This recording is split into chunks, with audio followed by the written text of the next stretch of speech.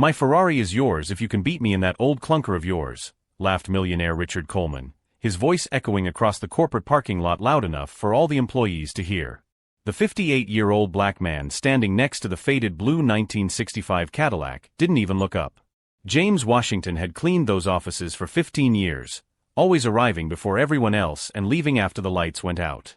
His calloused fingers held the keys to the car he had inherited from his father, a mechanic who had taught him that dignity was not measured by the shine of the paint or the roar of the engine. "Did you hear what I said, old man?" insisted Coleman, adjusting the gold watch on his wrist as the phones rose around them like small spotlights. The CEO of Coleman Industries loved an audience, especially when he could demonstrate his superiority over the little guys. James finally looked up, his calm eyes meeting Coleman's with a serenity that made some of the observers involuntarily fall silent. "I heard you, Mr. Coleman. You want to bet your company in a race against my Cadillac." A murmur of surprise rippled through the crowd. Coleman laughed even louder, clapping his hands slowly. "Exactly. That dinosaur against my $2 million Ferrari LaFerrari. If by some miracle you manage to beat me, the company is yours. When I win," he paused dramatically, "you clean my car every weekend for the rest of the year. No extra pay." The employees exchanged uncomfortable glances. Some whispered about the obvious cruelty of the proposal, others discreetly recorded it, predicting that it would go viral for all the wrong reasons. The gleaming red Ferrari seemed to mock the Cadillac next to it, like a predator toying with its prey. James walked slowly to his car, ran his hand over the scratched bodywork, and muttered something no one could hear. Then he turned to Coleman with a half-smile that few could interpret. "All right, Mr. Coleman. I accept your bet." The crowd erupted in whispers. Coleman clapped his hands, ecstatic at what he considered a guaranteed victory. But some more attentive employees noticed something peculiar in James's demeanor, the same unshakable calm he maintained when he knew exactly where to find any lost document or when he solved problems that left managers perplexed. While Coleman showed off his Ferrari for the cameras, James discreetly opened the hood of his Cadillac. What he did there, too quickly for the cameras to capture, would make all the difference in the next 15 minutes. What no one in that parking lot knew was that James Washington kept secrets about that car that would turn what seemed like public humiliation into the greatest lesson in humility Richard Coleman had ever received. If you're curious to find out how a 58-year-old janitor was about to rewrite the rules of the game, be sure to subscribe to the channel, because what happened next was far beyond anything either of them could have imagined. News of the bet spread through Coleman Industries like wildfire. Within 15 minutes, the parking lot was packed with employees holding up their phones, some live streaming to thousands of people. Coleman loved every second of the attention, posing next to his Ferrari as if he were about to star in his own commercial. "Guys, check this out," Coleman shouted to the cameras, patting the shiny hood. $2 million of pure Italian engineering versus a piece of junk my grandfather drove in his youth. The crowd laughed nervously, but some employees exchanged uncomfortable glances. They had known James for years, the man who always arrived 2 hours before work, who knew every corner of that building better than the owner himself, who had trained half of the new employees with a patience that bordered on the supernatural. Jennifer Walsh, human resources manager, whispered to a colleague, "This is wrong. James has children to support." But her voice was drowned out by the deafening roar of the Ferrari as Coleman floored the accelerator, making a point of showing off what he called real power. James stood motionless next to his Cadillac, watching the spectacle with the same calm that had accompanied him since he started working there. What no one knew, and what he had never told anyone, was that this car carried the history of 3 generations of Washingtons. His grandfather William had bought the 1965 Cadillac new, working double shifts at a steel mill to pay for each installment. It had been the family's first car, a symbol of dignity that no adversity had been able to break. When William died, he left the car to Thomas, James's father, who kept it running through decades of financial hardship. Thomas had taught his son that the Cadillac was not just a means of transportation, it was a lesson in persistence, in maintaining dignity even when the whole world tried to convince him he didn't deserve it. "My father always said that a real man is not measured by what he has, but by what he does with what he has," James muttered to himself, running his hand over the scratched bodywork. What he had done under the hood a few minutes earlier was not just mechanical maintenance. It was the application of 50 years of automotive knowledge that he had inherited, refined, and perfected. Coleman approached, now speaking directly to an iPhone camera. "You are about to see a perfect demonstration of how the world really works. Money, power, technology, that's what wins. Not cheap sentimentality about old cars and impossible dreams. He laughed with calculated cruelty. James here is about to learn a valuable lesson about knowing his place in the food chain. The crowd grew even larger. Secretaries came down from the upper floors, security guards abandoned their posts, even some customers approached the windows to watch the spectacle. What had started as a dispute between two men was turning into an event that would define the culture of that company forever. Michael Torres, a young intern who always greeted James with genuine respect, approached discreetly. "Mr. Washington, you don't have to do this. Everyone knows this is unfair." James smiled for the first time that day, an expression that carried decades of wisdom accumulated in silence. "Sometimes, Michael, life gives us opportunities to show who we really are. Not when we're on top, but when we're being underestimated." His words were interrupted by the sound of tires screeching on the asphalt as Coleman made yet another unnecessary demonstration of his Ferrari's power. What James didn't tell the young intern, and what he would only discover in the next few minutes, was that this 1965 Cadillac concealed modifications that transformed what looked like a relic into something that Ferrari engineers would have difficulty understanding. Modifications that he and his father had patiently implemented over decades, tested on rural tracks on weekends, perfected with the care of someone who knew that one day he would need to prove that dignity and intelligence are worth more than money and arrogance. Coleman turned to James with a smile dripping with contempt. "Last chance to back down, old man. I can still be generous and let you keep your job if you admit you've gone too far."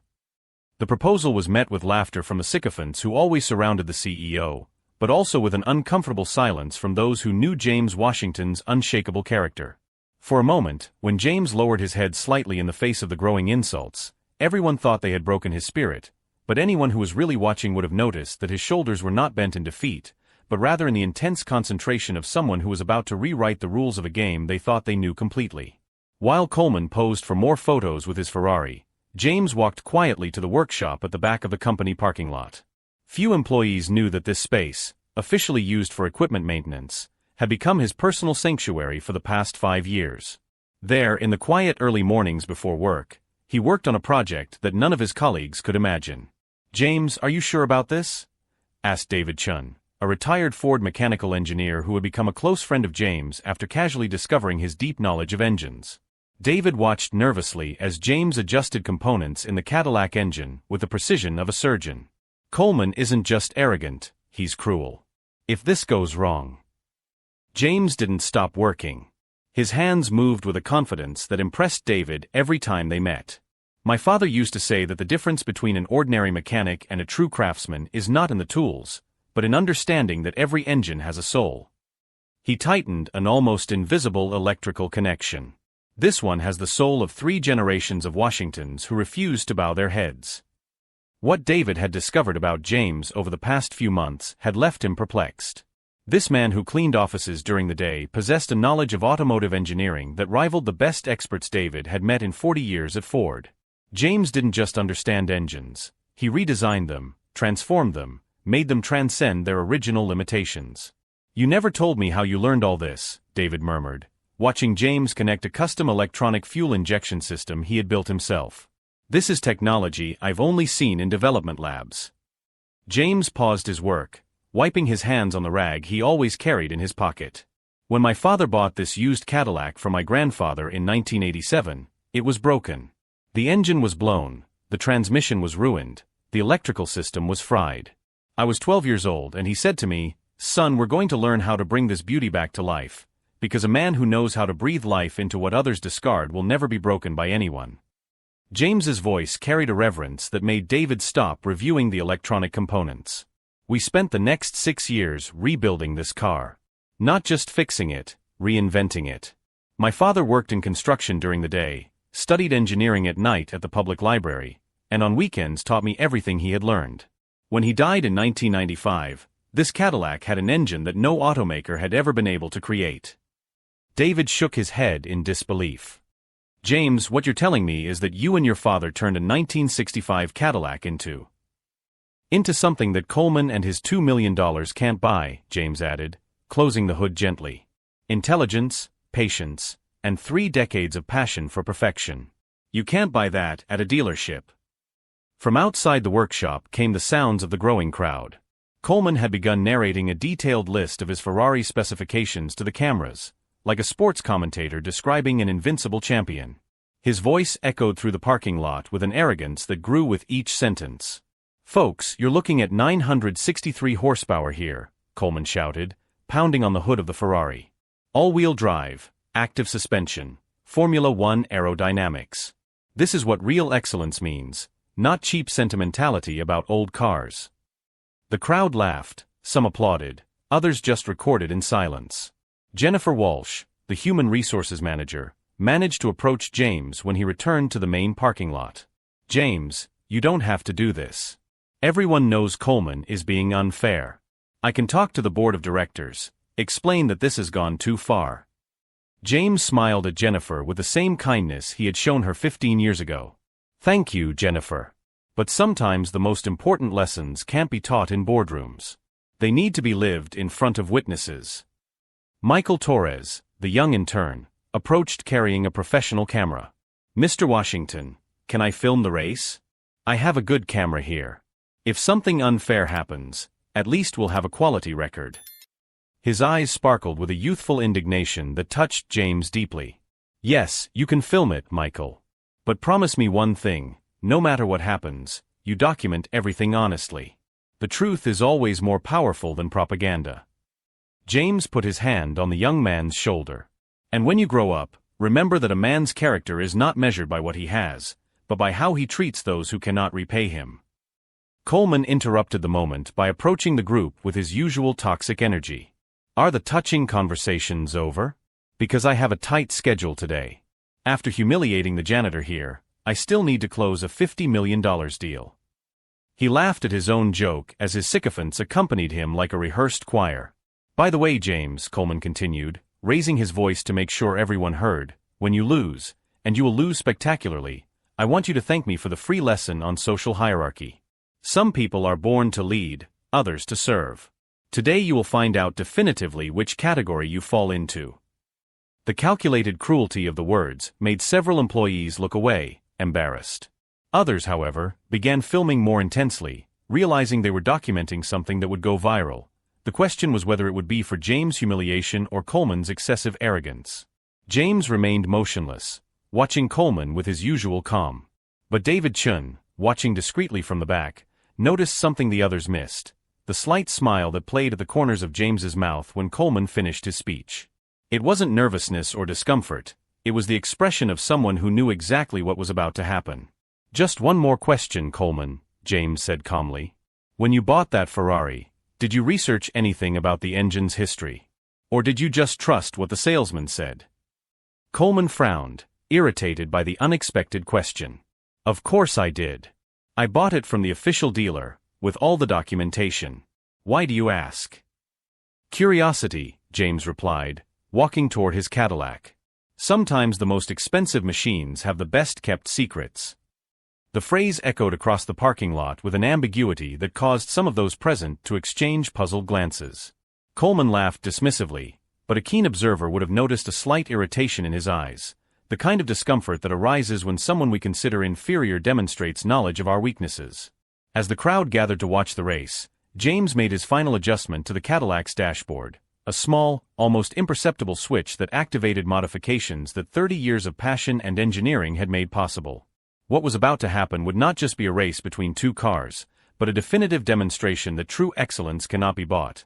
It must be built, one piece at a time, with one's own hands and a lot of sweat. The starting line was improvised with two secretaries holding white handkerchiefs, while more than 200 people crowded around with phones raised. What had started as a private humiliation was now being broadcast live to thousands of viewers on social media, with hashtags like hashtag Ferrari vs. Cadillac and hashtag Justice Race gaining viral traction in real time. Coleman positioned his Ferrari on the line, revving the engine repeatedly to intimidate James with a deafening roar of $2 million of Italian technology. "Last chance to back out, old man," he shouted through the window, while some of his sycophants laughed and cheered as if they were at a private show. James simply adjusted the Cadillac's rearview mirror and muttered to David Chun, who was standing next to the track, "My father used to say that pride comes before a fall." Coleman never properly researched what he bought. 5, 4, 3, 2, "One go!" shouted Jennifer Walsh, dropping the white handkerchief. The Ferrari shot out like a rocket, tires screeching on the asphalt, creating a cloud of white smoke as Coleman accelerated with all the power available. The crowd erupted in cheers and applause as the red car sped down the 800-meter straight they had marked out in the company's expanded parking lot. James' Cadillac started smoothly, almost silently, like a predator that doesn't need to roar to be deadly. Coleman was already 200 meters ahead when something unexpected happened. A sharp metallic noise cut through the air. It wasn't coming from the Cadillac, but from the Ferrari. Coleman felt a strange vibration in the steering wheel, followed by a sudden loss of power. He glanced at the dashboard and his arrogant smile vanished instantly. The engine temperature was skyrocketing, warning lights were flashing like a Christmas tree, and the engine began to make a noise that any mechanic would recognize as a symptom of imminent destruction. "What the hell?" Coleman muttered, pressing even harder on the accelerator in desperation. The Ferrari responded with an unhealthy roar, then began to lose speed rapidly. Meanwhile, James discreetly activated the special switch on the Cadillac's dashboard. What happened next defied all the laws of physics that observers thought they knew. The engine of the 1965 Cadillac was transformed. The soft purr gave way to a deep, powerful roar that made the ground vibrate beneath the spectators' feet.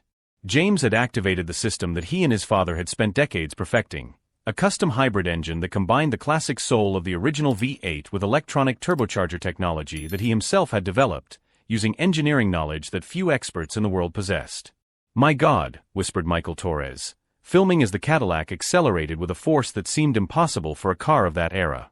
"What's going on?" David Chen smiled, knowing exactly what James had done. Those modifications weren't just mechanical, they were a work of engineering art that had transformed the Cadillac into something unique in the world. 3 decades of sleepless nights, weekends in the workshop, and self-taught studies of aerodynamics and electronic systems had created a monster disguised as a relic. The Cadillac caught up with the broken Ferrari in seconds, passed it as if Coleman were standing still, and continued accelerating to the finish line with an elegance that left the crowd in absolute silence. Coleman managed to get his Ferrari to the finish line, but the engine died completely just 50 meters from the end, forcing him to push the $2 million car under the astonished gaze of hundreds of cameras recording his humiliation in high definition. When he finally crossed the line, sweating and panting, he found James standing calmly beside his Cadillac, wiping his hands on the same cloth he always carried, as if nothing extraordinary had happened. "How?" Coleman managed to murmur, his face red with exhaustion and disbelief. "Research, Coleman," James replied calmly. "You should have done your research before buying your Ferrari." Michael Torres approached with the camera, capturing every expression on Coleman's face. "Mr. Coleman, would you like to explain to our online viewers how you lost to a 1965 Cadillac?" "That's impossible." Coleman exploded, kicking the tire of his dead Ferrari. "This is rigged. No one builds a Cadillac that outperforms a Ferrari." David Chen approached carrying a briefcase full of documents. "Actually, Coleman, there's something more important you need to know about research." He opened the briefcase and took out a stack of official papers. "James asked me to investigate the history of your Ferrari's engine while you were preparing for the race. We found something interesting." Coleman frowned, still trying to process his humiliating defeat. "What investigation?" "Your Ferrari LaFerrari has a known manufacturing defect," David continued, raising his voice so everyone could hear. "Engine number 477891, produced in October 2020. There has been an active recall from the manufacturer for 8 months to correct critical overheating in extreme stress situations." The crowd murmured, phones reaching out to capture the documents. "You never took your car to the dealership for the fix," David continued relentlessly. "And even more interesting, this is the 3rd Ferrari with serious defects that you've bought in the last 2 years. James did a thorough investigation into your buying habits." Coleman turned pale. "How do you know that?" James spoke for the first time since crossing the finish line. 15 years of cleaning offices has taught me many things, Coleman. For example, that arrogant people like you always leave important documents lying on their desks. I always knew you bought expensive cars just to impress, without researching quality or reliability. For years, James continued in a calm but penetrating voice, I listened to your phone conversations while cleaning your office. I knew you spent fortunes on cars that constantly break down, while paying miserable wages to the employees who keep this company running. Jennifer Walsh approached with another set of documents. Coleman, there's one more thing you should know. The board of directors watched this entire race via live broadcast. They called me 5 minutes ago. Coleman tried to sound confident, but his voice trembled. So what? I'm still the CEO of this company. Actually, Jennifer continued, you're not anymore. The board voted unanimously for your immediate removal from office for inappropriate conduct and damage to the corporate image. The recordings of this humiliation are already circulating with millions of views. Furthermore, she added, pulling another piece of paper from her briefcase, according to the terms of the bet you yourself proposed publicly, in front of witnesses and cameras, James is now the legal owner of 51% of the shares of your personal company, Coleman Industries. The silence that followed was deafening. Coleman looked around, seeing hundreds of people recording his complete disintegration, his investors exchanging disapproving glances, employees whispering among themselves about the dramatic downfall of the man who had intimidated them for years. This is ridiculous. Coleman shouted, but his voice sounded desperate. A janitor can't run a company. James stepped forward, his presence suddenly seeming larger and more imposing than it had ever been. Coleman, you underestimated me for 15 years. You thought that because I cleaned offices, I was ignorant. But while you were wasting money on expensive defective toys, I was studying mechanical engineering, business administration, economics. I know more about running a company than you ever did. And one more thing, James added, looking Coleman straight in the eye. I won't take your company. I don't want anything that was built with cruelty and arrogance. Coleman blinked in confusion. Then, what do you want? Justice, James replied simply. I want you to learn that respect cannot be bought with money, and that dignity is priceless. And I want everyone to see that true victory is not destroying those who humiliated you, but proving that you were always better than they imagined. Michael Torres, still filming, asked the question everyone wanted to hear, Mr. Washington, how do you feel now? James smiled for the first time that day, a smile that carried 58 years of dignity preserved against all odds. I feel like my father would be proud. Not for the race, but for maintaining my integrity until the end. As Coleman stood there, humiliated in front of hundreds of cameras, surrounded by the wreckage of his arrogance and self-proclaimed superiority, a single question echoed in the comments of the live broadcasts. If a man can build something so extraordinary in silence, keeping his talents to himself while facing daily humiliation, what other surprises exist in the people we underestimate every day? James Washington adjusted his tie for the third time that morning, still unaccustomed to the 15th floor office he now occupied as Chief Operating Officer of Coleman Industries, renamed Washington and Associates. The board of directors had insisted on the promotion after watching him transform the company's toxic culture in just a few weeks. Mr. Washington, Michael Torres knocked on the door, now serving as his executive assistant after dropping out of college to work with the man who had become his mentor. Business Weekly magazine is here for the interview about transformational leadership. Jennifer Walsh entered shortly after, carrying reports that showed a 40% increase in productivity since James had taken the helm. The employees are asking to expand the mentoring program you created. They want to implement it in all branches. Through the window, James could see the parking lot where it all began. His 1965 Cadillac, now proudly restored, occupied the spot reserved for the board of directors alongside the most modern executive cars, a daily reminder that excellence has no age or price.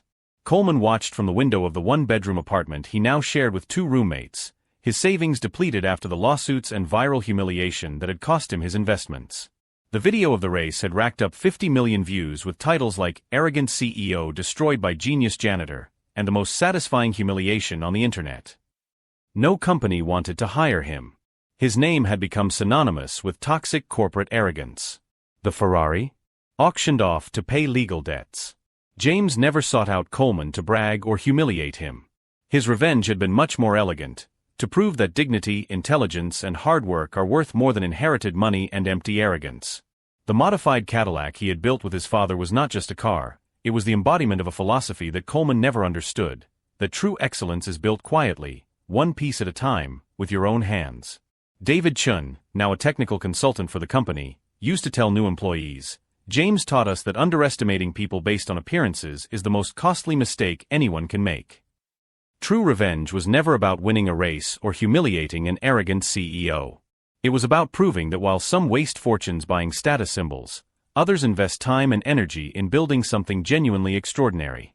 Coleman tried to destroy James with prejudice and arrogance, but ended up revealing to the whole world that dignity, intelligence, and persistence are much more powerful forces than money and contempt.